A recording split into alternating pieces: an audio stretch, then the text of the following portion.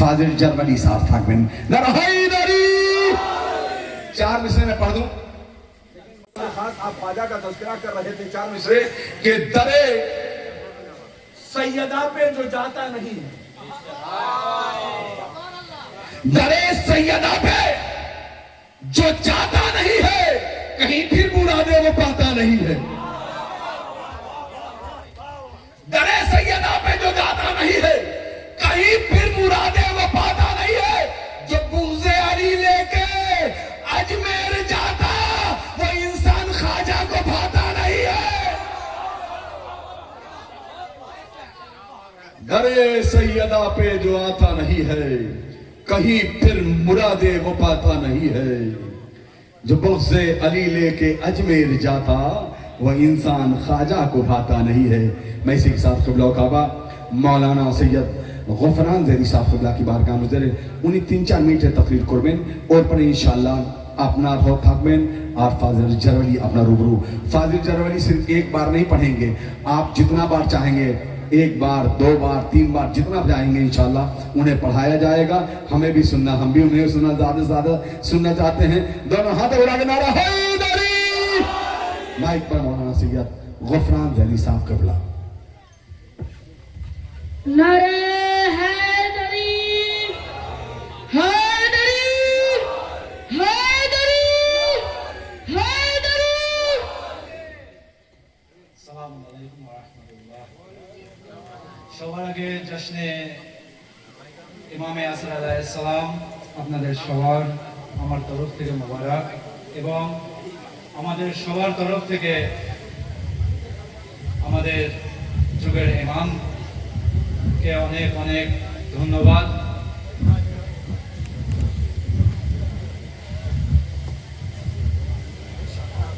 কে আমাদের এখানে আসার তৌফিক দান করেছেন, এবং মির্জাপুরের যুবকরা এই উদ্যোগ নিয়েছে। আর তানাদের সাথে তানাদের বুজুর্গ যারা আছেন ওয়ারিস, তাদের সহযোগিতায় এই প্রোগ্রামটি করার তৌফিক হয়েছে। আর আমাদের সবথেকে নসিব এখানেই যে আমরা আসল ওয়ারিসকে চিনতে পেরেছি। বেশি টাইম নেই, ওই জন্যে বেশি কথা না বলে আমি 2-1টি কথা ইমামে জামানার উপরে এর আগে 2টি মৌলানা সাহেবের কাছে আপনারা শুনেছেন। এবং আজকের যে প্রোগ্রাম, এই প্রোগ্রামটি কোনো তাকরীরের নয়, কোনো বক্তব্য রাখার নয়, তবু কিছু সম্মানের জন্য আপনারা এই প্রোগ্রামের মাঝখানে আমাদেরকে রেখেছেন। তো বাস 2-1টি কথা বলবো যে আজ জামানা এখনো অপেক্ষায় আছে যে ইমামে আসর আলাইহিস সালাম, ইমামে মেহেদী আলাইহিস সালাম আসবে। আর আমাদের যে আকীদা, সেই আকীদা হিসাবে আমাদের আকীদা আমরা কোনো মুফতির কাছ থেকে নিইনি, কোনো মাওলানার কাছ থেকে নিইনি, আমরা মাওলার কাছ থেকে নিয়েছি। আমরা আল্লাহর সেই পয়গম্বরের কাছ থেকে নিয়েছি যে পয়গম্বর রাহমাতুল লিল আলামিন আছেন, যিনি ইরশাদ করেছেন আউয়ালানা মুহাম্মদ, আওসাতুনা মুহাম্মদ, কুল্লুনা মুহাম্মদ।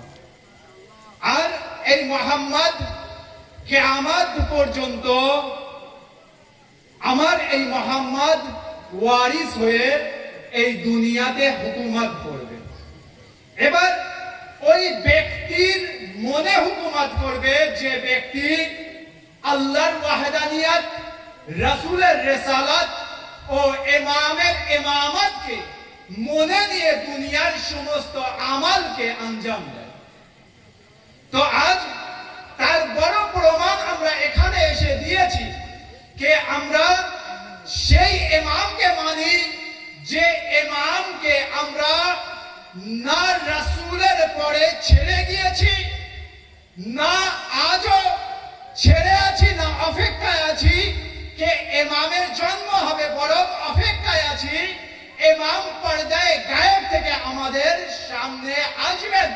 আর ইমাম যেমন ভাবে সর্বপ্রথম ইমাম মওলায়ে মুত্তাকিন আলী ইবনে আবি তালিব আলাইহিস সালাম খানায়ে কাবা ঘরে জন্ম নিয়েছেন, তো তেমনই হবে শেষ ইমাম ইমামে আসর আলাইহিস সালাম সেই খানার ছাদ থেকে নিজের সেই রেখে যাওয়া মওলায়ে মুত্তাকিনের আলামকে নিজের হাতে তুলে নিয়ে আওয়াজ দেবে কে আয় আমার চাহনেওয়ালারা এসো, আমি এসে গিয়েছি। তখন আমরা সমস্ত কাজকে ছেড়ে সেই ইমামের পতাকার নিচে লব্বাইক ইয়া মেহদি বলে অংশগ্রহণ করব। সালাতুন মুহাম্মাদ ওয়া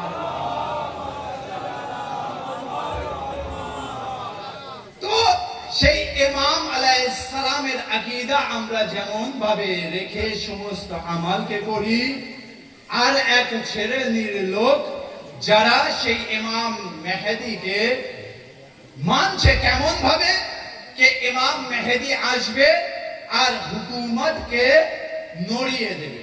কোন হুকুমত কেমন ভাবে মানছে?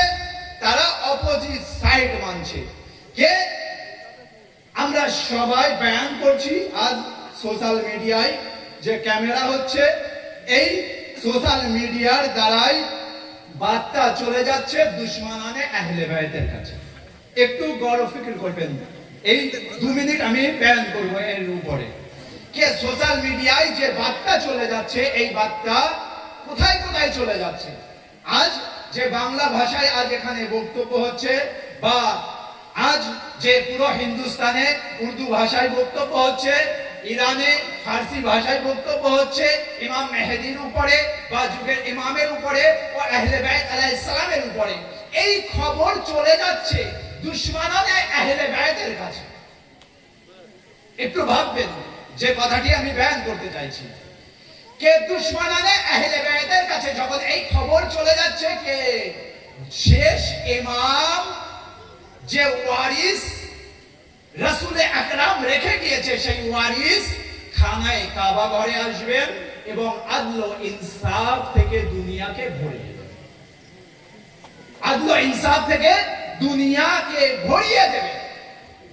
যখন এই কথা ধরুন মনে করুন যে আজ যে এই গ্রামের লোক যদি দেখে যে এই গ্রামের উপরে হামলা হবে এবং অন্য কোন স্থানের লোক এসে এখানে হুকুমত করবে, এই গ্রামের লোক তৈরি হবে কি?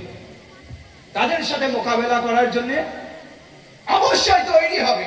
তো তেমন ভাবে আজ দুনিয়ায় যে জিনিসটি ঘটছে, এখানে ফিলিস্তিনের যে পতাকা আছে, একটু সেই পতাকার দিকে তাকিয়ে একটু ভাববেন আর আমার কথার দিকে বড় ফিকির করবেন যে সেই সৌদি আরবিয়ায় যে কাবা শরীফ আছে, সেই কাবা ঘরের উপরে যখন তারা শুনছে কাবা ঘরের উপরে ইমামে আসর আলাইহিস সালাম আসবেন আর দুনিয়াতে ইনসাফ কায়েম করবে, তখন অবশ্যই যেমন ভাবে এই যে গ্রাম, এই গ্রামের উপরে হামলা হবে, আমরা মোকাবেলা করার জন্য এগিয়ে যাব, তেমন ভাবে সেই সৌদি আরবের লোকেরা আজ দুশমনে আহলে বাইত তৈরি হয়ে যাচ্ছে যে ইমাম মেহেদী যখন এখানে এসে সমস্ত আদল ও ইনসাফ দিয়ে দুনিয়াকে ভরিয়ে দেবে, তারা দ্বিতীয় দিকে তারা চেষ্টা করছে, কোন সময় আমেরিকার সাপোর্ট নিচ্ছে, কোন সময় ইসরায়েলের সাপোর্ট নিচ্ছে, নিয়ে দুশমনানে আহলে বাইত, দুশমনানে আহলে বাইত, দোস্তানে আহলে বাইতকে সমস্ত জায়গায় হারানোর চেষ্টা করছে।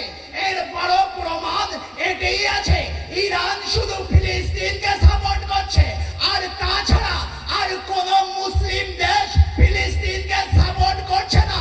তার কারণ ইরান যখনই আওয়াজ দিচ্ছে, সমস্ত নারার মধ্যে আওয়াজ এটাই হচ্ছে কে লব্বাইক ইয়া মেহেদী, আর যখনই এই লব্বাইক ইয়া মেহেদীর আওয়াজ আসে, তখন ওরা বুঝতে পারছে যে মেহেদীর আগমনের জন্য আওয়াজ দিচ্ছে, আমরা মেহেদী